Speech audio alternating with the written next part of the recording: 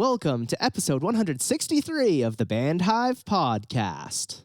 It is time for another episode of the Band Hive Podcast. My name is James Cross, and I help independent artists tour smart. This week on the show, I have Matt Hose of Alive in Barcelona. How are you doing today? James, I am quite fantastic. It is a very cold morning here in Colorado. We had some snow the other day, and then immediately the weather dropped down to like 10 degrees, and so tomorrow morning it is supposed to be a high of -6. So I'm taking tomorrow off of work. I'm just going to hang out at home with heaters going and probably watch Christmas movies all day with my kids. I'm in this great mood. It's a beautiful morning. I'm going to have an impromptu day off tomorrow. So things are looking up. How about yourself? How's everything over there on the east side? Yeah, first of all, that sounds great. And for those of you who are wondering, this episode drops on January 10th, but we're recording it on December 21st. So that's why Christmas movies are still in vogue right now. But yeah, we also have some snow here. It's supposed to be really windy the next couple of days. We have a high wind warning for 4 days. If the power goes out, yay. A few weeks ago, I was filming a TikTok and the power went out and I just kept going. And I was just like, oh, the power went out. And I went back to talking. I got so many likes on that video. I'm like, of course, it's the one where literally the lights went out halfway through. Also, 1221 makes me think of AFI, Prelude 1221, their intro track off of December Underground. And this episode happens to come out on January 10th, 2023, which, fun fact, back on January 10th, 2014, so 9 years before this episode was released, I did an interview with AFI for the second time? I don't know, I've interviewed them like 5 times by now. But my friend who was working on AFI News HQ with me said, hey, what would you think if we asked them to read just the summaries from some fanfic stories? And to be clear, my friend and I were not into fanfic, but we know that the community had some really wacky stories out there. So we sat down with Adam and Hunter and did the interview, and at the end we're like, okay, so here's this idea. Would you feel comfortable with this? And they were. So it's just like a little 1 or 2 paragraph summary of the story, and their reactions were priceless. So if anybody wants to see Hunter and Adam from AFI reading fanfic about themselves, that'll be linked in the show notes at bandhive.rocks/163.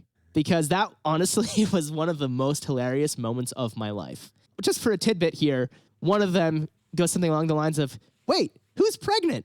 You are. That's not even possible. I guess it's sci-fi. Oh my gosh. That's ironic. I actually was talking about AFI yesterday. No way. If I were to say that, it would be nothing special. I mean, I'm wearing an AFI shirt right now. I talk about them every day, but you talking about AFI, like, I want to hear about this. Somebody had tweeted, name a song. You know, I'm first and foremost a bassist. And so they said, name a song that you can identify from only the bass line. And I was like, oh, here we go. This is my jam. You know, everybody else had like some pretty obvious ones like Queen. Ba-da-boom, boom, boom. Ba-dum, boom, boom, ba-dum. And somebody else had said another iconic classic as well that I can't recall off the top of my head, but it's like as soon as you hear it, you're like, oh yeah, I know that song. But I ended up saying Miss Murder by AFI, of course, because boom, bam, ba, boom, bam, boom, bam, ba, boom, boom, bam. I mean, it's so catchy, and they hit that marketing so hard that every underground kid knew about December Underground. Oh. Double down on that terrible one. And then also I included a few others on that list, like Dance Dance from Fall Out Boy. That's another instantly recognizable one. Red Hot Chili Peppers, Danny California, very, very recognizable. But yeah, no, of all the bands, I was like, oh yeah, like AFI, Miss Murder. Like that was like one of the first ones that popped into my head. I was like thinking about catchy bass lines. And I was like, oh yeah, definitely that one. Yeah, just to add to that, and if anyone wants to listen to stellar AFI bass riffs, because Hunter is a beast, I would recommend Affliction. That's off of December Underground. I would recommend The Lost Souls and Sacrifice Theory, both off of The Art of Drowning. And this is the song. This is probably my favorite AFI song, and I'm really stoked because I get to see it live in March. They're playing Sing the Sorrow in full on the 20th anniversary of the album release, which they said they would never do, and now they're doing it. They haven't played Death of Seasons since 2010 because of all the screaming, and Davey can't scream live that much anymore. So I'm really stoked because that song has one of the coolest bass intros of all time. It just builds so perfectly. It's like building mystique and all of this, and then all of a sudden it's post-hardcore in your face. And then at the end, there's like cellos and stuff, and you're like, What?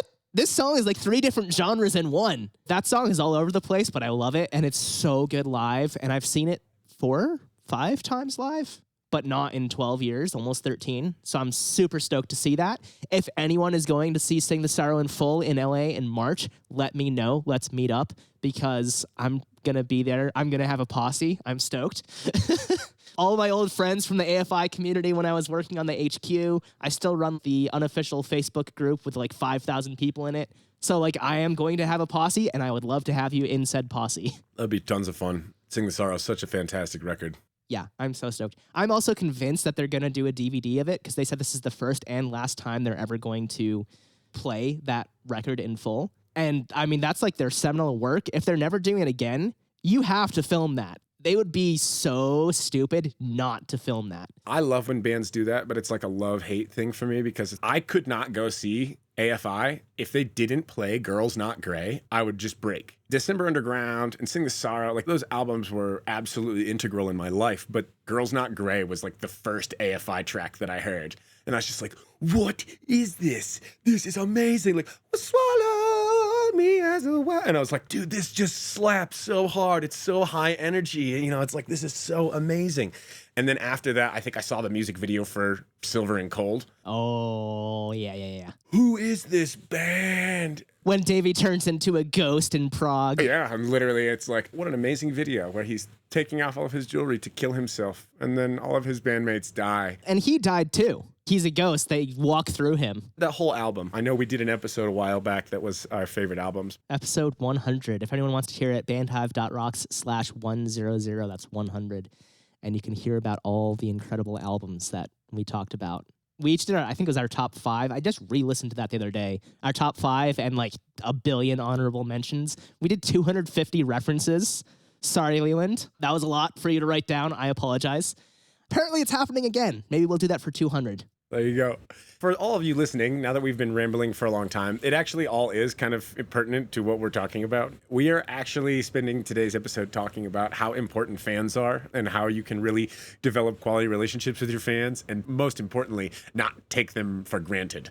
You kind of told a story earlier about fans being taken for granted. As a fan, you kind of create this wonderful little box that we put our idols, I guess, for lack of a better term, into. And we're always like, oh yeah, like for me, if I ever met the Chili Peppers, I'd be like, oh my gosh, this band is so cool. These guys are going to be my best friends. And, you know, and that's why they say never meet your heroes, because you might actually meet them and they might suck. Been there. Exactly. I mean, and so have I. It's funny too, because one of my favorite quotes, I have so many of them, is it takes a lifetime to build a reputation, but only seconds to destroy it. In the digital age, specifically in the age of social media, it really can be seconds. And it's not even just like before you used to be able to locally destroy your reputation in a matter of seconds. Now you can globally destroy your reputation in a matter of seconds. Instantly. You put one bad tweet, you put one bad post on Facebook. I mean, shoot, you don't even have to be the one to put it. We've all seen embarrassing pictures of Beyonce performing at music awards, or embarrassing pictures of Miley Cyrus where like her outfit looks weird, you know. And it's like, I like to think of the internet as the Mos Eisley Cantina from Star Wars. You will never find a more wretched hive of scum and villainy. That is what the internet is. It is a cesspool of all things terrible, and it's also the greatest distribution tool in the history of the world. When harnessed correctly, it's fantastic. When used improperly, it is devastating. I absolutely agree. And I've seen so many bands, especially individual band members, tear themselves down online. One thing that people might have heard about, which you probably have, Matt, because you know these guys, is probably about 5 or 6 years ago, Red Jumpsuit Apparatus got into a lot of trouble because they stole a photo from a photographer, didn't credit, didn't pay. And then when the photographer asked them to pay, they like posted the DMs basically berating the photographer, being like, how dare you ask us for money? Like, you got to shoot the show. It's like, right, but that doesn't mean the photos are yours. It became this huge thing, and probably more so for me because I was in like press groups. So I saw like everyone saying, Red Jumpsuit is so awful, blah, blah, blah, which I think they learned their lesson. I don't think they're terrible people, but they basically canceled themselves temporarily. Well, and those areas get really hairy too, because in that scenario, that's two professionals. The music industry can be very splintered at times. So for you to find other professionals who are basically actively trying to build up the industry, you inadvertently bring them down. That's one of those things where a rising tide raises all ships. So if that ship is not rising, then neither is your tide. It can definitely be murky waters, to say the least. Yeah, exactly. And one thing that actually reminds me of, especially what you were talking about earlier about how artists can alienate their fans. About 8 years ago, I think it was 2014, The Used and Taking Back Sunday did a tour together. And I was a casual fan of both bands. I was like, yeah, they make good music. I enjoy their stuff. I'm not a huge fan, but I'll go see the show.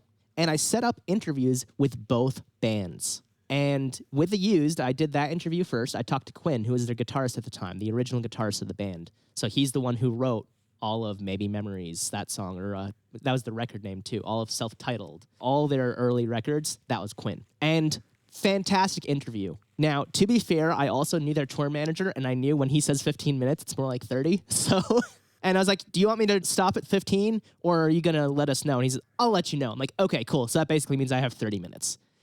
And I didn't even get through half my questions because Quinn just loved talking. He would give amazing answers. He'd go on for like 5 to 7 minutes. I'd ask a follow-up question of like a sentence, and he'd keep going. It was amazing. I loved it. Great guy. Really enjoyed speaking with him. Next up, I interviewed John from Taking Back Sunday. And started off perfectly normal, like he was perfectly nice. I asked how he is. He started talking about how his kid is in a soccer match and like he's missing the match. I'm like, oh, that's too bad, man. That's got to be really rough. And we chatted about that while I was getting set up. And once I was all set up, started the interview. Super short answers. Got through all my questions in like 10 minutes. And I'm like, okay, thank you so much. And I ended the interview. And I started wrapping my stuff up in the bag. And he's just like, okay, thanks so much. Have a great day. Like, and starts moving me towards the door. I'm like, dude, like, give me a second to pack up my stuff. Maybe he was having a tough day. I don't want anyone to think I'm saying John is a bad person. I know that he was upset he was missing his kid's soccer match. But as an artist, you never know who you're talking to and how that's going to affect them. Because I was not really a fan of either one of these bands. Like, I enjoyed their music. But guess which band I still listen to a lot and which band I listen to once in a blue moon? If you guessed I listened to The Used a lot and I hardly ever listened to Taking Back Sunday, you would be correct, because I have that memory of sitting with Quinn for 28 minutes having this amazing discussion, and that left an impression on me. And it also left an impression on me when John literally wouldn't even give me a minute to pack up my stuff after the interview was already shorter than it was supposed to be. He didn't even want to give me the full 15 minutes that were allotted, and that just rubbed me the wrong way. Now, I enjoy Louder Now. That's one of my favorite albums, but I don't vibe with Taking Back Sunday. And I don't mean anything at all against you, Matt. I know you love Taking Back Sunday. They're your boys. Of course. So nothing against you whatsoever. But it matters. What if I had been a huge Taking Back Sunday fan and he treated me like this? I would have been really upset. Now, as a casual fan, I was just like, okay, whatever. Like, it wasn't a good day. That's fine. But I am telling the story 9 years later, 8 years later, whatever, because I remember it. Lasting impression. You know, it's funny. I actually have a Taking Back Sunday story as well. And it could have been a similar type deal with you. It was the first year we actually were out on Warped Tour, and we were in Phoenix, Arizona. And that first year that we did the full tour was, at the time, like one of the hottest summers that had ever hit. And we were in Phoenix, like one of the hottest days. It was pretty early on in the tour, maybe, you know, like day 5 or something like that. It was hot. And we were all outside in Busland, and a group of people working the line, we were all standing around talking and exchanging ideas. And we might have even been talking about where to get lunch. And Adam Lazzara walked up, and I didn't think anything about it. And then I realized who it was, and I like had a total fangirl moment. I was like, oh my gosh, that's literally the very first man I ever saw take stage. I was 15 and I saw Taking Back Sunday, and oh my gosh, it was so cool. And worked up the courage to go talk to him. And he was just really short. He didn't have much to say. He was just like, oh, cool. Nice to meet you. He wasn't mean. He didn't say anything detrimental or anything like that. I mean, I was still stoked because I got to meet this childhood idol of mine. And that could have had this really lasting impression. I could have been very upset by the brevity of the interaction. Well, fast forward a couple days. At one of the barbecues in the evening, Adam found me at the barbecue. And he came up and he said, hey, I wanted to apologize for the other day. It was so hot in Phoenix that I just couldn't even think straight. He's like, I was exhausted. We had already played. I think I was like on the verge of heat stroke or something. But I just wanted to say, I'm sorry for not giving you more attention and having more of a conversation with you. And I was blown away. I mean, I did not expect an apology. I didn't even feel wronged by him. I didn't even think about it because at the time I was like, oh my gosh, it's Adam Lazzara. That is a class move. It really was. I mean, I was nobody. I wasn't even on the tour. I was literally following the tour, doing promotions. I was helping out line bands. I was doing whatever I could to be noticed by anybody in the Warped Tour scene to show them that I belonged there. And the first time I saw him, he was touring with Cypress Hill and Blink-182. He had made it long before I ever spoke with him the first time. He didn't need to take time out of his day. And he did. And then throughout the course of the tour, we had a whole bunch of interactions where we actually got into some deep conversations about like him and Jesse Lacey and their relationship, the feuds between them and Brand New. We really had a chance to like talk about the cool dynamics that had changed throughout the course, of their career and how they had changed as people and grown. And then the very last day of tour was in Portland, Oregon. Just so everybody knows, when you get to the very last day of Warped Tour, nobody wants to stay around. The last hangout day of Warped Tour is like generally 2 to 3 days before the final date. And the final date, people like play, load up, and leave because they've been gone on one of the most strenuous tours they've ever been on for 2 months. So he was sitting by his bus on the phone with his wife. And I walked by and just said, bye, Adam, as I was walking to my bus. And that was all that was going to be. And I keep walking, and all of a sudden I hear, wait, Matt. And I turn around, and here Adam Lazzara is, phone in hand, comes running towards me and came to just say, hey, I really enjoyed all the conversations that we had over the tour. Thank you so much for all the kind words that you've had for us and the encouragement. And I really appreciate it. Again, this was something he did not have to do, but he knew that I essentially was a super fan. I wanted to be a musician my whole life. And I saw him take the stage first. And so there was this natural pedestal that I had put him on just due to the de facto nature that he was somebody that I saw on stage doing what I wanted to do.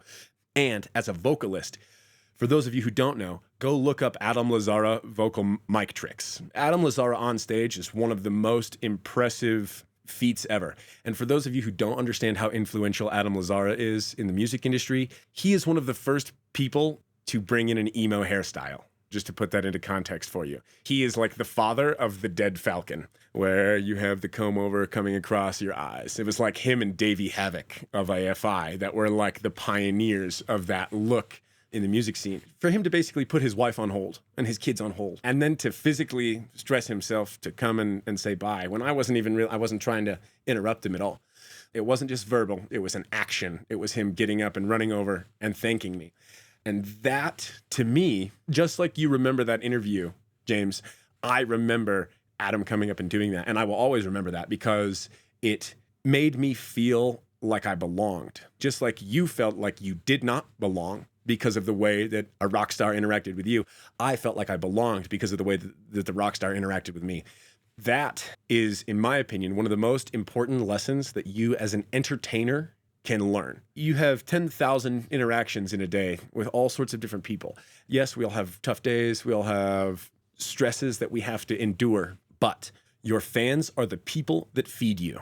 Just like you don't go into a restaurant and take your frustration out on the server, you also do not take your frustration out on your fans. Your fans, if you treat them wonderfully, they will never forget you. They will love you. Going out on tour with Escape the Fate, there was a girl who literally came out and she paid for like the highest VIP package at like 4 different shows. They loved her. They knew who she was. When she showed up, they knew her first name. At certain points in the tour, they had different things where it was like, oh, on this date, you can have a pizza party with the band or go to dinner with the band. Like she bought that.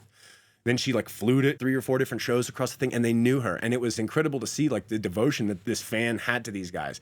To boot, Craig Mabbitt was heavily invested in the relationship with this fan as well. I mean, so were some of the other guys too, but everybody loves Craig Mabbitt because he's jovial, he's a light in the room, and he really gets invested into people. When Craig goes to a music festival, he gets sad that he has to play music because it means that he gets to spend less time with friends. When he sees an old friend, his face lights up and it's all hugs and it's all, like he immediately wants to bring you into the party. And these fans, it's like your fans are the X factor in your business. If you're a 4-piece band, they're the 5th member. They're the bankroll. As an artist, you get money from 2 different places, from your label or you get it from your fans. In order to get it from your fans, you have to provide value to your fans. You have to like be giving them things that they want to pay for. if you develop these awesome scenarios where you can have dinner, you could change somebody's life. Absolutely. We're going to talk about how to avoid alienating your fans, and that's a perfect example, is giving the fans something that they actually want, rather than a $25 bar of soap that no one asked for when they wanted to repress your biggest album ever. And instead you say, no, here's a bar of soap. Wait, why are you upset that we are selling you overpriced soap? Your hands are very dirty. So anyway, some of the things that I want to run through real quick are what happens when a band takes their fans for granted. Because when you look at a band, you can kind of assume like, okay, they take their fans for granted. That's going to upset those specific fans. But it's bigger than that, because the best case scenario is that the fans lose interest in the band. They might forget that you exist, but they're not going to go around and actively say, hey, this band is bad for XYZ reason. They're not going to go out and try to cancel you.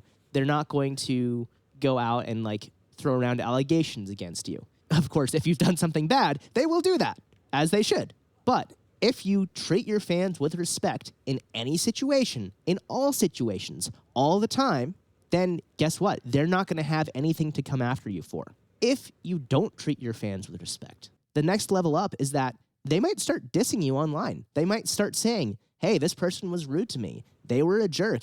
They did something that they really shouldn't have done, and I need to talk about it. Whatever level it is, the fans will start talking about it. And then as that builds, guess what? The next thing is the band is going to start losing steam because they don't have that passion anymore, because they've noticed that their fans are, quote unquote, turning against us. It's like, no, actually, you turned against your fans first, and they're just reacting to you. Now, that results in the band phoning it in, which means, lackluster releases, like it doesn't sound good, which then goes right back to step one, and you lose more fans because they're losing interest. It has this endless cycle. And the worst case scenario is either the band breaks up or they become a washed up legacy act. And I have seen this. Back when I was living in San Diego about 5 years ago, everyone here, I hope, knows Alien Ant Farm. They did that cover of Michael Jackson's Smooth Criminal. Are you okay, Annie? Exactly. Amazing cover. Arguably more popular than the original because it wasn't Michael Jackson's most popular song. Alien Ant Farm in the early 2000s, their cover, that was their big thing. They were by all means a one-hit wonder. But they were huge. They were touring in a bus. They were playing massive festivals. They were in Europe. They were everywhere. They are still playing massive festivals, and they are still touring in a bus. Here's the thing. When I lived in San Diego, they played a free show in like 100 or 150 cap bar, and it didn't even sell out. They have fallen. We played with them in Vegas. There was a music festival, and that was a band that you could visibly tell was miserable on stage. For those of you who don't know the history behind Alien Ant Farm wrote that cover, and then they were advised to not release that song first, because then they would be labeled as a cover band, and their original material wouldn't go anywhere. And they decided to ignore that, and they released their first single as Smooth Criminal. No! It is the quintessential they did what they weren't supposed to do, which has kind of been funny. It's led to a whole career of them doing outlandish things to try to get noticed. They went to, I can't even remember what city, it might have been like Washington, D.C., across the street from where some big artist was supposed to play, and they like dropped a banner in the middle of the city. It was the BET Awards in L.A., and it was the video for These Days. I'm ashamed that I actually know that much about Alien Ant Farm. When they played live, obviously the very last song that they played was Smooth Criminal. But dude, their lead singer was miserable. He hated his life. He didn't like his fans because they were only interested in hearing Smooth Criminal. And literally he'd be like, yeah, don't worry, we're gonna play it. Oh, someone's a little bitter. Oh, very bitter. He obviously wanted to be something more than a cover artist. And you know what? When you do that, you kind of lump yourself into that. So, word of the wise, never release a cover first. You become a Alien Ant Farm or a Framing Hanley, and it doesn't matter how good your music is, or Confide. All these bands were fantastic. They have so much good material, but nobody cares about any of their original stuff because it's like Framing Hanley put out Lollipop. So now the only song that people know by Framing Hanley is the Lil Wayne cover. Good for you. That's awesome. Those songs rock, but man, you just really box yourself in there. To be fair, I agree with you in general, but I think I prevail with their Blank Space cover. They nailed it. I think that they were able to do that because of the way that they marketed Blank Space. because they were the first people that, instead of like writing this big long description inside of the YouTube comment, they wrote very catered words that said like, hey dude, check out this cover, it's super sick. That was the dialogue that went between people automatically. And so it seemed as though human beings were talking to other human beings instead of being like, blank space, Taylor Swift cover, blah, blah, blah, this, blah, blah. It's like, no, it literally just said, hey bro, check this out, this song is fat. Then people listened to it because they assumed that it was their friend. And that was marketing championism right there. That was king. So here's what it was. They released Blank Space as their first single on December 1st, 2014, but they followed it up immediately with 2 other singles and an EP by December 17th. So basically they had this release plan of like 2 weeks, get the hype on this, and then they're like, oh, by the way, we do originals, here you go. It worked so perfectly, and honestly, that was a legendary cover, but I don't hear people say, oh, that's my favorite I Prevail song. And let me actually pull up Spotify and let's look at what their most played song is. It's not even in their top 5. It is their most played song, but it's not on like the top 5 that Spotify shows because it's not in order. 116 million plays for Blank Space. Their next most popular is 108 million. So they're not far behind at all. Another band that actually did a lot of covers, it wasn't the first material that they released, but they realized that there was a formula there that people really wanted, was Our Last Night. For those of you who haven't heard Our Last Night, those guys are just incredible. One, they're DIY champions. It's honestly kind of shocking to me that I haven't mentioned them before. These guys wrote phenomenal music. Their first albums were great. And then I can't remember what their first cover was, but they put out a cover, just like a studio cover, and it got a lot of traction. And so then they carried on with that formula and they started putting out a bunch of them. And they actually did everything themselves. You can go and watch a bunch of their videos, and pretty much all of their cover videos, they produced themselves. They recorded all the videos themselves. They did all the editing themselves. They released it themselves. And then they were extra smart about it, that they put little videos at the end of all their videos saying, hey, if you enjoyed this cover, please go click the link below, and linked to some of their originals. While they would have 100,000 views or, 1 million views on cover X, Y, or Z, a corresponding one of their originals would also be gleaning those streams. Anybody that was like, wow, these guys are hot. These guys have sexy voices. Guys are like, man, that guy is so cool. Look at all his tattoos. And those girls are like, wow, he's so hot. Look at all his tattoos. And then they're like, oh, now I need to listen to their original music. And then they listen to it and they're like, wow, this is my favorite band ever. And then they carry on. And Our Last Night has actually followed that formula for quite a while. They did a whole bunch of covers. It wasn't before originals, but it really invigorated a lot of their original material. Definitely like a top 10 band for me, just in terms of like drive. Nothing was ever going to stop those guys. Even when they're having millions of streams on all of their songs, they were out in the lines at Warped Tour working, like promoting their set times, selling CDs. There was an appreciation for their fans. When I spoke with every one of their members individually, all of them were super cool. Those are the things that end up popping back into your mind. When you think about specific artists, when you have something bad that pops into your mind, you remember that, and you generally tell people about it. You tell an average of 10 people when something negative happens, and you tell an average of 2 to 3 people when something good happens. It's really, really, really impressive when media content in general gets wide and far from good material, like uplifting material. That's why Jimmy Fallon is one of the most impressive talk show hosts in history, because he built the largest audience ever, and he did it all by being hyper positive. He literally is constantly building people up. Even if you don't like him or you don't agree with what he does, his platform, the purpose of it was to serve edification and to bring people up, which then caused other people to like want to be a part of that. When you are a strong force for positivity, that is infectious. People want to be a part of that contagion. And when they are, then they start bringing people up. And then when you get this nice little community of people that all encourage each other and all bring each other up and all push each other to be the best forms of themselves, that is when you get into a scenario where like, yeah, you as an artist really succeed, but boy, your fans are the ones who really reap those benefits. Shoot.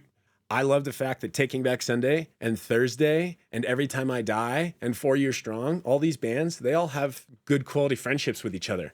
The very last day of Warped Tour, 2014 or whatever, I think it was John actually, was having a baby. And so John was not able to play like the last 2 days of the tour. So the guitarist from Every Time I Die stepped in. The guitarist from 4 Years Strong stepped in. The vocalist from Thursday, who was on the acoustic stage for that tour, came in to do the other vocals. You're never going to have Every Time I Die and For You're Strong and Taking Back Sunday and Thursday all on stage together. This cannot happen anywhere but a live setting. But their community of uplifting, community-driven people built something awesome. And then when they needed something, their friends came to their calling. And I, as the viewer, as the concert attendee, was able to be like, holy cow, this will never happen again. The stars have aligned. There are unicorns falling from the sky. What is happening? And I'll never forget it. It's given me so many countless ideas throughout the years for like, wow, what do people really want? Oh, people want crossovers. People want features. And then people want to see these things live too. When you think of like The Used, I tend to think of The Used and My Chemical Romance. Ooh, that's a throwback. When you kind of start to think about a lot of these revolutionary songs that changed who we are or really redefined the industry, like a lot of the time it's these cool crossover, cover songs. Like we all remember the Alien Ant Farms. We remember the double features and the blah, blah, blah, blah, blah, blahs. But it's awesome because all of that is born out of an experience that is delivered to the consumer, that it's unique. I know we've talked about a unique experience for people, but it goes beyond just like the music that you write. It goes to the experience that you're going to have with these people. I remember one year playing Twister with people at a show because they said, hey, do you want to play Twister? And I said, absolutely. But here's the deal. And they said, oh, if you lose, you got to give us a CD. And I said, oh, that's fine. But if I win, then you all have to buy a CD. And they said, okay, that's fine. And guess what? I lost. What did I have to do? I had to give that kid a CD. And there was like probably 1,000 people around to watch me lose this game. And I gave this kid a CD. And he'll probably never forget that. Then the 40 other people that walked up to me and bought a CD afterwards because they thought that I was cool because I was doing that, they remember that too. You weren't aloof. That's what it comes down to. You were a human being interacting with other human beings. You didn't have this view of, I'm better than you. I'm on the tour. And who didn't want to have fun playing Twister? We were in San Antonio, Texas, literally standing in the middle of a dirt field, sweating so profusely that like I was literally living in a pile of myself. It was just gross. And then what were we going to do? We're all going to play Twister? Slime all over each other? It's like any germaphobe, that would have been their absolute nightmare. And I could have said, ugh, that's going to be gross. Like, do I really want to get on this Twister mat with like sweaty dudes? And I was like, yeah, I totally do. Because this is going to be a memorable moment for these people and for me too. I still remember it. The game was fun. Of all the times I've been to San Antonio, Texas, I remember that unique experience. I know I've been there at least 24 times or, whatever. There's no limit to the opportunities that you can kind of create with your fans. Some of them just want a word. One of my best friends flew down from Idaho to come see The Plot in You. It's his favorite band. It's always been his favorite band. And he's seen them a dozen times in countless different states. And even just the opportunity to say like, hey guys, I really loved that set. It was fantastic. Please drive safe. Thanks for everything you do.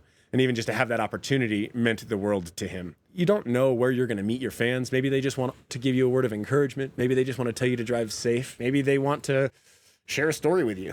If you interact with your fans, you'll learn those things. If you start asking them the questions, you'll learn everything you could ever want to know about your fans because they want to tell you. Oh, 100%. And on that note, I have a few things that I want to go through to how artists can avoid alienating fans. And we've already been talking about this for quite some time, but I want to say one other thing. It goes both ways.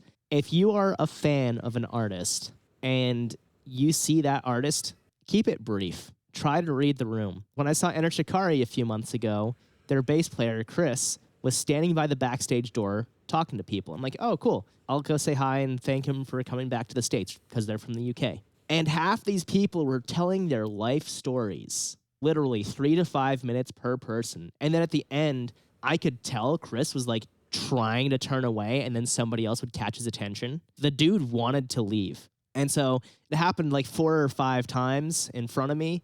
And then finally it was my turn. I was just like, hey, Chris, thank you so much for coming back to the States. Great set. Looking forward to the next time. Safe travels. And I shook his hand and I turned around and walked away. And he's like, oh, thank you. I'm like, no, thank you. He probably had a big sigh of relief. And then there's like 5 more people after me. I don't know how long he was there. Like, I went to the bathroom, came back out, talked to my friend who's the house manager at that venue. I looked over and he's still talking to people. I'm like, oh, that poor guy. Dude, I saw The Almost when I was like 18 years old with like Emery. And at the end of the show, everybody in the entire venue wanted to talk to Aaron Gillespie. And meanwhile, the venue was kicking people out But the first guy at the very front of the line decided he needed to tell Aaron about how Aaron's witnessing had like led him to Christ and blah, blah, blah, this. And of course, Aaron, being a wonderful person, was sitting there like, and wanted to hear the story. But then it was like anybody who even wanted to say like thank you or even like just shake his hand was getting ushered out of the venue. And so I just loudly said like, hey, everybody, they're trying to kick us out. Can we all say hi? And I think that kind of like helped the guy realize that it was like he wasn't the only one in the entire audience that wanted to meet Aaron Gillespie. You can take the time to learn these things about your fans and to spend time with them and to not alienate them. There is also a time and place where it's okay to say like, hey, like I'm really busy, like right at this current moment. I'd love to like get your email. If you were to ask a fan for their phone number, holy cow, dude, you would literally change their life. And there's tons of scenarios where like that's totally applicable. You never know when you're going to meet somebody else who could potentially be like one of the best friends you've ever interacted with. Or if they're just going to be a fan that becomes this true super fan that propels you for like all of eternity. Your fans want to make your life better. I do have to put out one word of caution there, which is be extremely careful because you never know who you're potentially talking to. So do two things. One, make a Google Voice account for your band, and that is the number you will use to text all your fans, which is great because everybody in the band can then log in too, and you can have a shared number. Two, never delete anything, because that way, if somebody tries to accuse you of something and it's not true, you can say, here's the screenshots to prove it. This is the discussion we had. Hopefully that never happens, and the odds are statistically low that if somebody's accusing you of something that it didn't happen, like typically it happened. But be very careful, don't delete anything, and make sure not to say anything that you might want to delete. That's really what it comes down to, is like just be a decent person. Also, a great rule of thumb is if they're underage, don't ask for their phone number. There's too much air of potential nefariousness there. If there's a group of 16-year-old girls, it doesn't matter how big of super fans they are. It's always inappropriate. For me, as a 30-plus-year-old male, like it would be very inappropriate for me to ask for their phone number as a means to even just make them a super fan. Like that would be stepping over a boundary. So read the room. Don't be a sleazy scumbag. And just because I know people are going to say, but what if you're not sure? It's like, well, if you're not sure, then assume they are. Like assume they're underage. It's that easy. I remember back when I was 19, I was in college, and I came back for summer in the local Burlington scene. There was a new batch of kids, like there is every summer in the punk scene. And I'm like, half of these kids are like 14, 15, 16. If they add me on Facebook or social media, that's fine. I'm going to accept, but I do not talk to them.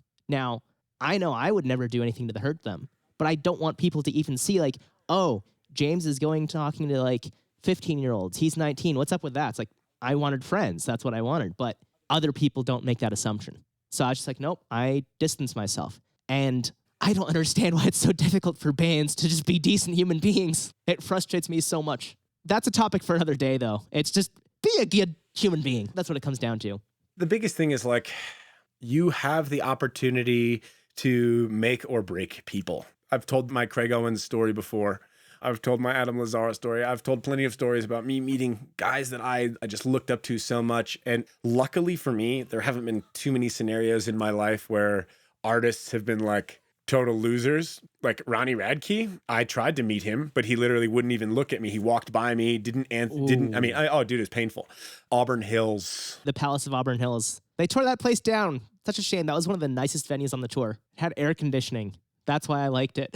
It was also laid out well, so you could actually get inside the venue from like any side rather than like having big giant gate bottlenecks. I yelled at security there, not yelled at, but I had spray sunblock in my bag, and they wouldn't let me through the gate with that. I'm like, I have an all access pass, lady. Like, come on. She's like, no, that's not allowed. I'm like, I'm on the tour. My bus is right there. This is my stuff. I brought it out. And she's like, no. So I walked around to like the backstage gate. There's glass windows. And I just walked through the gate.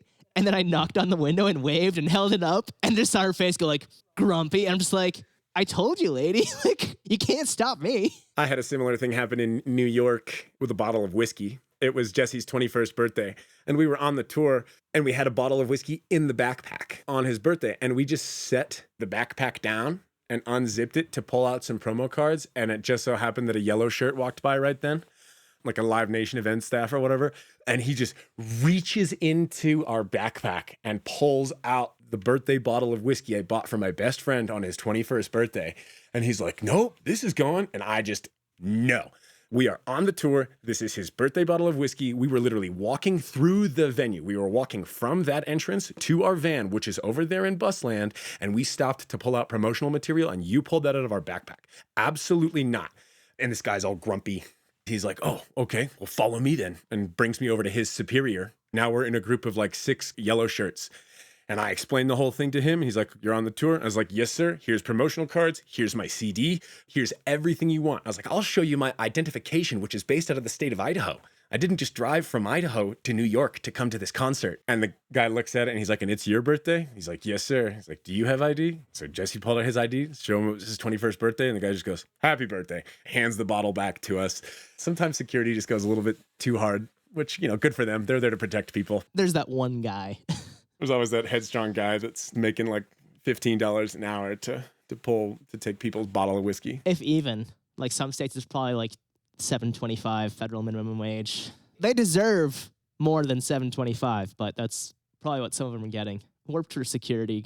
They could be an interesting bunch, all the locals. That's a story for another time, though. I just want to wrap this up by saying, how can you avoid alienating your fans? And the first thing I want to say, aside from everything else we've talked about, is stay active on social media. And I don't just mean posting. I mean, like, if somebody's commenting, reply to every single comment. Now, obviously, if you're getting, like, 1,000 comments, that's not viable. But if you're getting 5, 10, 50, 100 even comments, you can reply to every single one of those.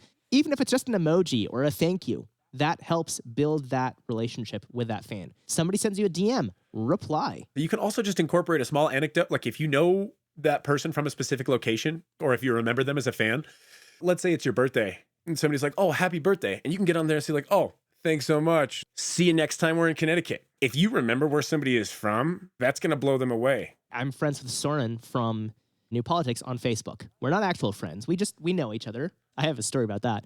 But I just remember one year, all of a sudden, on my birthday, there's a post on my wall from Soren. New Politics was one of my favorite bands at the time. And I was like, that's sick. I've never had a person from like an actual big band do that before. But other things, I interviewed New Politics a few years ago. I've interviewed them a bunch, but a few years ago was the most recent time.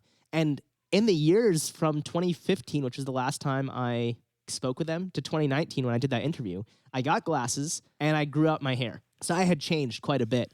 And I walk into the interview, I'm just like, hey, how's it going? And Soren looks at me and goes, huh? Oh, how's it going, buddy? I look totally different, but you just saw the moment it clicks, and he was genuinely excited. There was another time I interviewed them. After the interview, he's like, oh, check this out. And he pulls out his laptop and starts showing me news anchor bloopers. And it's like, I gotta go, dude. Like, your tour manager wants me to leave, but thank you. That's awesome. I had a fan one time. We played a Hot Topic show. We were supposed to do like a little promotional acoustic set at Hot Topic. And before we went and played in Tacoma, and we went there, and there was like this little girl with 2 of her friends. There must have been like 8 or 9 or 10 or something like that. They were of the age that we were like, oh, like, how are you? And she literally had like a crumpled up one of our promo cards and was like shaking that we were talking to her. So I just like introduced myself and said, thank you for coming. I shook her hand and she literally goes, you know, like, I'm never washing this hand again. Well, fast forward like a bunch of years. And I get this random DM from somebody who's like, hey, like, do you remember when you played that like Hot Topic show a long time ago in Tacoma?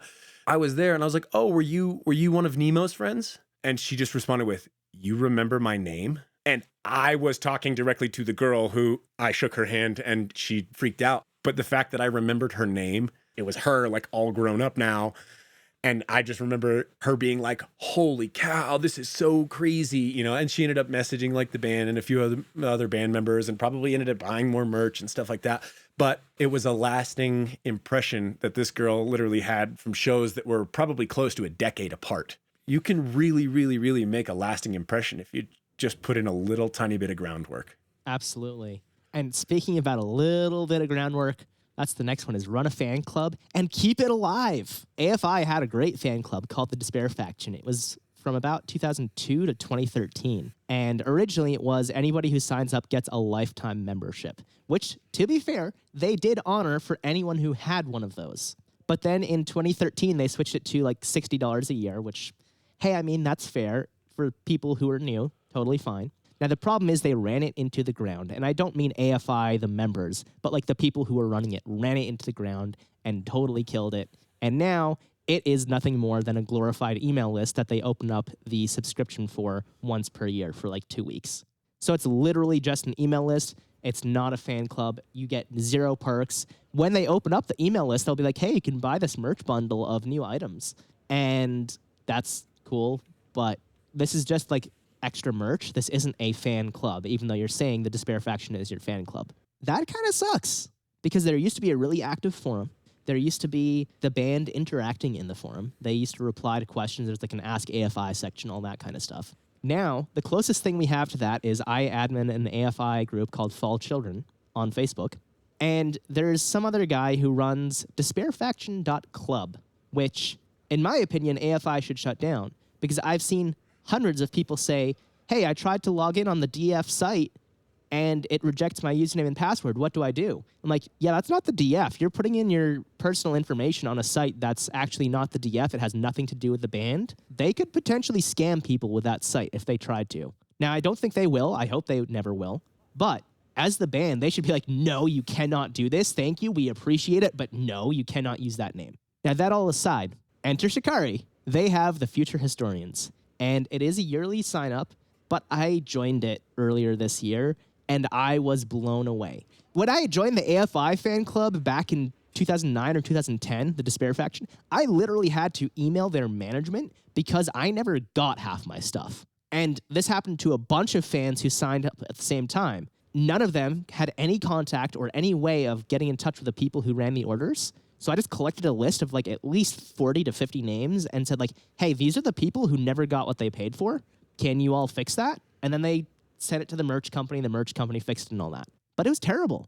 Think about the experience. If you're an average fan and you buy something from your favorite band and it never gets to you, and this has been an issue with AFI for like, I don't know, since 2010 basically, on and off, different merch companies, just basically a lack of oversight, I think is the problem. Enter Shikari bought their merch package, and in the package, they were like, here, this is what you're going to get. And it showed up. It's this nice envelope.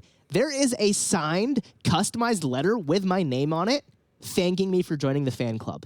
Now, I'm pretty sure that it's just a letter they sign like 100 copies of it, and then the person who's sending the order fills in the name. But still, that's cool. A serial numbered membership card. AFI does membership cards, but they're not numbered. So I know I'm like 3,200 something of Future Historians, which also lets me do the math that Enter Shikari is bringing in about $96,000 per year if every single person is still active on that list. That's pretty cool. Now, that's before costs and all that, but that's a good chunk of revenue. Then I got a button, 2 stickers, and not 1, not 2, but 3 photo magazines from various tours they've done. And they basically were like, we send these out while supplies last. The old one, the original one is gone, but editions 2, 3, and 4 I got. And that was a super sick merch package. And then when you go to renew it the next year, or when I renew it next year, I get to choose a shirt. And I can choose the 2021, 2022, or 2023 shirt as long as supplies last. That is a good offer. Plus, they have an exclusive Facebook group that you can join. You don't need to pay for a forum or any kind of community stuff. You can literally just have a Facebook group. And that also comes with a 10% discount, or maybe even 15%, on most of the items in their merch store. So I can go to the Enter Shikari store and buy merch and get a discount just because I'm in the fan club. I see so many bands, including AFI, do fan clubs, and it's not nearly anything like that. And then you add in that Enter Shikari's is only like $27 a year.